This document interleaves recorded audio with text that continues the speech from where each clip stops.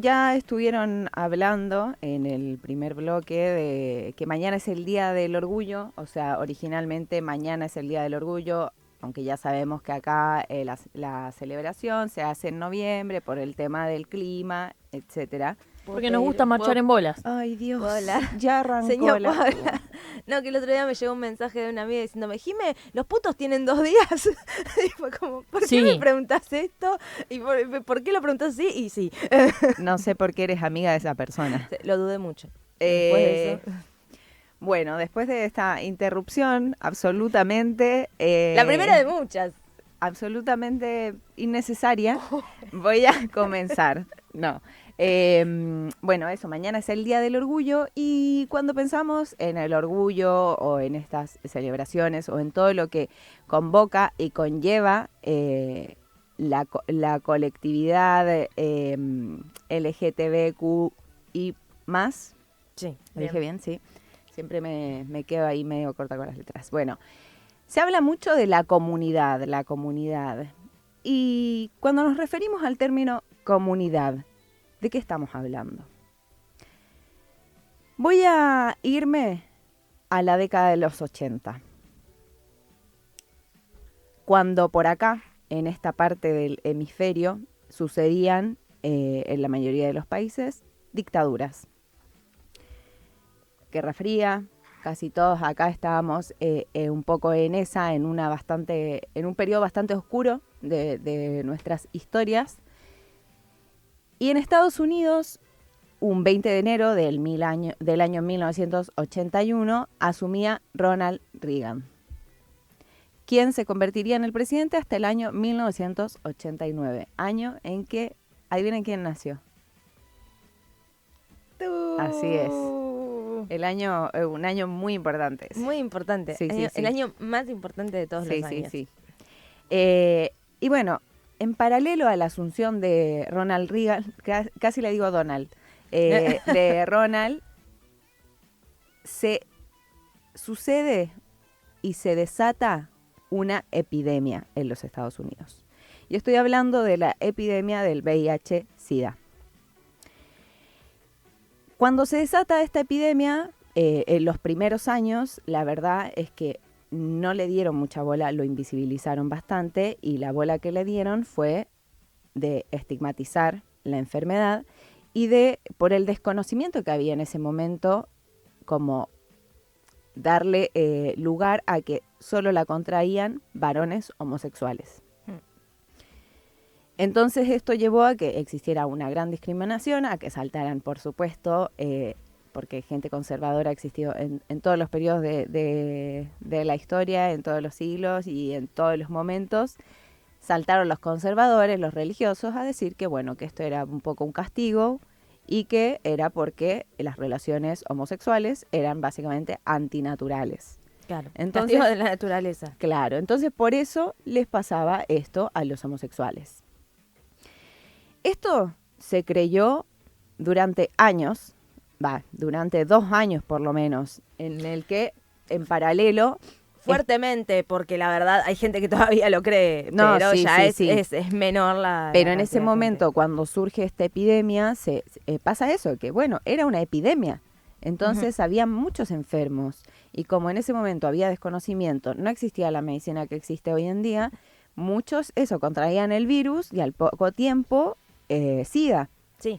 Y terminaban internados en los hospitales en donde la discriminación era terrible porque como existía tanto desconocimiento, la gente como que casi que no los quería ni tocar, porque era medio como una especie de lepra homosexual. Sí, tampoco no sabían cómo se contagiaba, lo cual terminó haciendo que sea más peor la epidemia porque no había cuidados. Claro, los tratamientos eran insuficientes, entonces muchas de estas personas, por supuesto, terminaron muriendo. Recién en el año, en el año 1983 o hasta el año 1983 se creyó que solo lo contraían los homosexuales y en ese momento también, a medida que iban como investigando, se dieron cuenta de que se podía contraer por, transfusión de sangre. Entonces, que quienes también corrían riesgo eran las personas que tenían hemofilia, porque son personas que necesitan constantemente tener transfusiones sanguíneas. estoy muy con la sangre, ¿vieron? Porque la última también estuve con Desangrando la Silicon Valley. Bueno, digresión. Las personas hemofílicas, obviamente los hombres homosexuales, haitianos, porque se ve que la epidemia en donde estaba fuerte era en Haití, que bueno, Haití es un país que históricamente ha sido un país bastante precario, las condiciones, hasta en la actualidad, las condiciones en las que vive la gente en Haití son muy malas. Entonces, en ese momento, yo me imagino que era terrible la epidemia que se vivía ahí. Y bueno, y también las personas que tuvieran, bueno, que inyectarse droga, ya fuera por una enfermedad, o los drogadictos, porque ya existían en ese momento. Obviamente ya también en Estados Unidos había una epidemia de drogadicción, de gente que consumía heroína, y ya estaba empezando a pasar lo que conocemos hoy en día, que se ve mucho más masivo, que son los yonkis, que andan ahí medio zombies por la calle. Bueno, esto hasta el año 1983, cuando recién entendieron que no necesariamente era una enfermedad de homosexuales, sino que también se podían contagiar mujeres y parejas heterosexuales porque era una enfermedad de transmisión sexual.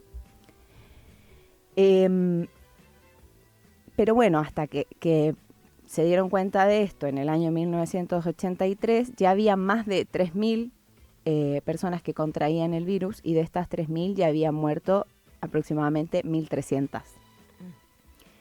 En condiciones obviamente muy malas, porque como ya les decía al inicio, los tratamientos que se les daban eran insuficientes, y además de insuficientes eran muy inhumanos, porque obviamente sufrían una discriminación terrible. Entonces, bueno, seguramente terminaron en muchos casos muriendo solos ahí en el hospital. Reagan recién en el año 1985 dio declaraciones y habló del virus. Esto obviamente porque había mucha presión, ya se habían empezado a manifestar artistas, músicos, entonces ya había como una presión social que lo llevó a que, bueno, hermano, hace 4 años asumiste y hace 4 años se desató esto y no has emitido un bocadillo y el Estado no se está haciendo cargo de esta epidemia. Entonces recién en ese momento Reagan aparece y habla y dice que el Estado está absolutamente abocado a dar asistencia para la gente que porta el virus. Que lo demuestre.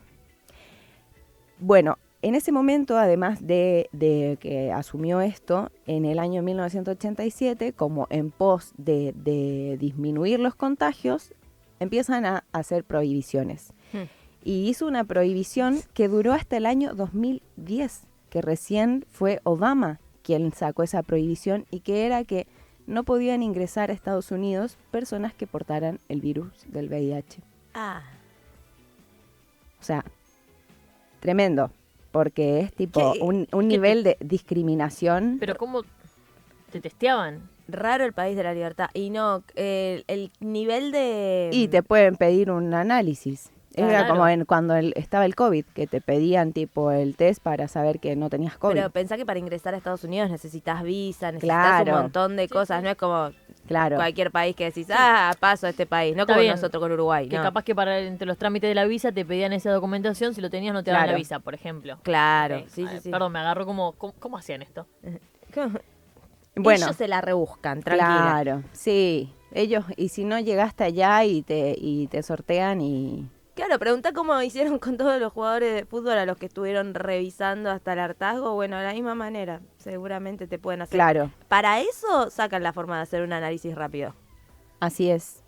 Y bueno, también lo que hizo fue que se resistieron, el Estado se resistió a financiar los programas de intercambio de aguja, que era para que se lo daban básicamente a las personas que tenían que inyectarse droga por alguna enfermedad. Claro. Y que era como, bueno, entregarle las agujas, las jeringas, todo lo que correspondiera en el estado que correspondía para evitar contagios. Entonces, como se resistieron a esto, bueno, me imagino que ahí como que el pasamanos de aguja y cosas de manera no legal podía llevar a muchos contagios, y que fue lo que pasó. Claro. Porque obviamente al 83 habían más de 3.000 contagiados, pero esto siguió creciendo.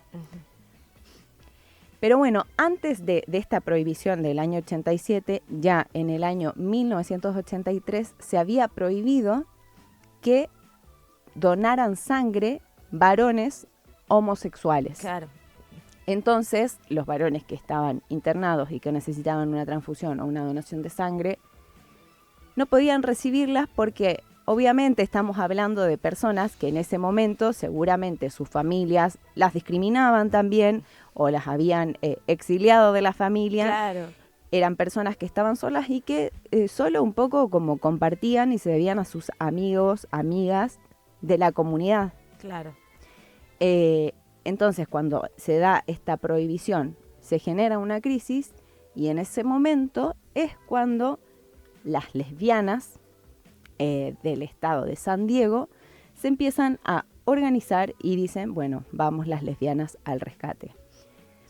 Ellas obviamente tenían amigos conocidos que sabían que estaban en esta condición, entonces por eso deciden hacer una campaña para convocar a mujeres de la comunidad obviamente o a la que quisiera ir para el 16 de julio del año 1973 juntarse en San Diego para ir a donar sangre y para hacer esto de manera muy organizada, como bueno, necesita sangre tal amigo, entonces vos y vos y vos van a ir a donar para él.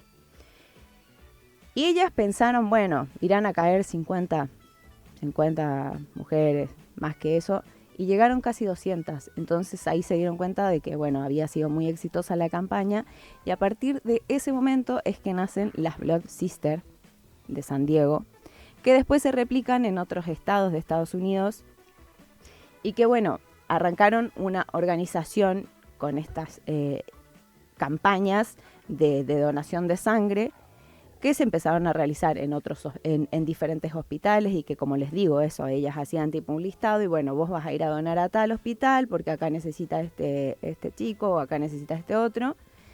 Pero no solo tuvieron la organización y bueno, y estas campañas, sino que también se convirtieron en las personas que empezaron a sostener emocionalmente a estas personas. Porque cuando se da toda esta epidemia, existe también un problema a nivel hospitalario porque empiezan a renunciar muchas personas del personal de salud. Porque les daba miedo contagiarse. Como todavía había mucho desconocimiento, les daba miedo. Y eso que les decía antes, como por ahí no los querían tocar y bla.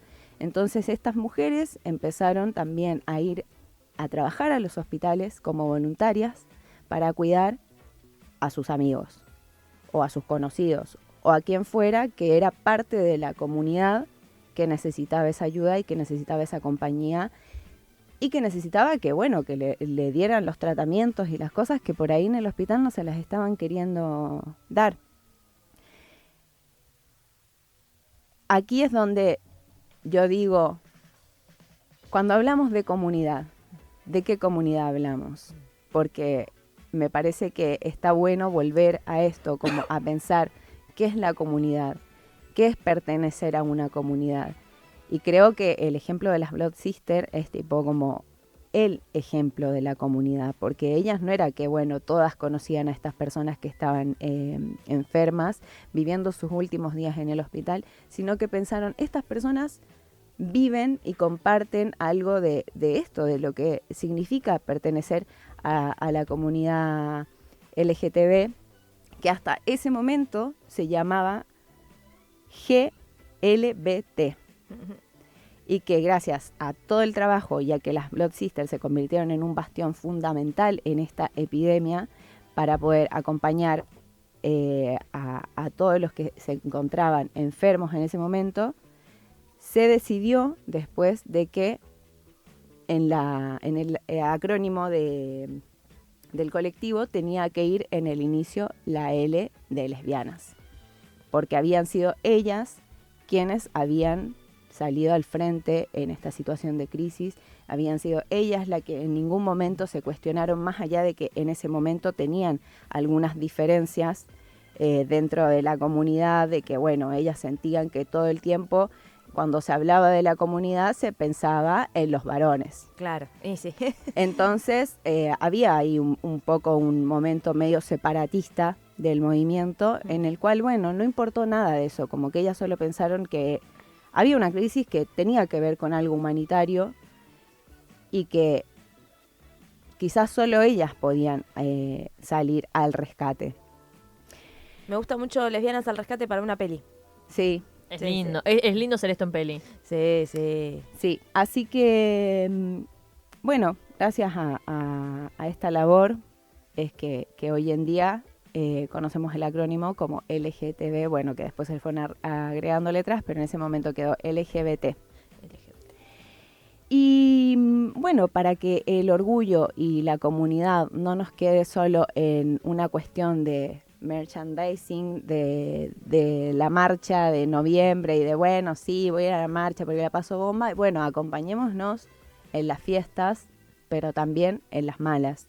Y por eso, como ya dijiste en el bloque anterior, mañana es 28 de junio, es el Día del Orgullo a nivel mundial. Y si queremos ser una comunidad real, salgamos mañana a marchar, salgamos por nuestras compañeras trabas, por nuestros compañeros trans, por todos los transfemicidios que suceden todos los días y creemos y sigamos creando y tomando como ejemplo, por ejemplo, a las Blood Sisters para pensarnos como comunidad.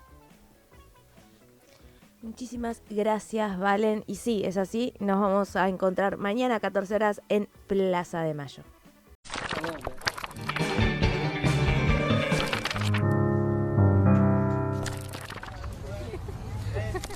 ¿Te la pasás scrolleando y aún no nos seguís?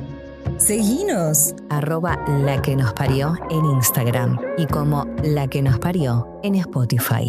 Las cosas buenas se repiten y se comparten.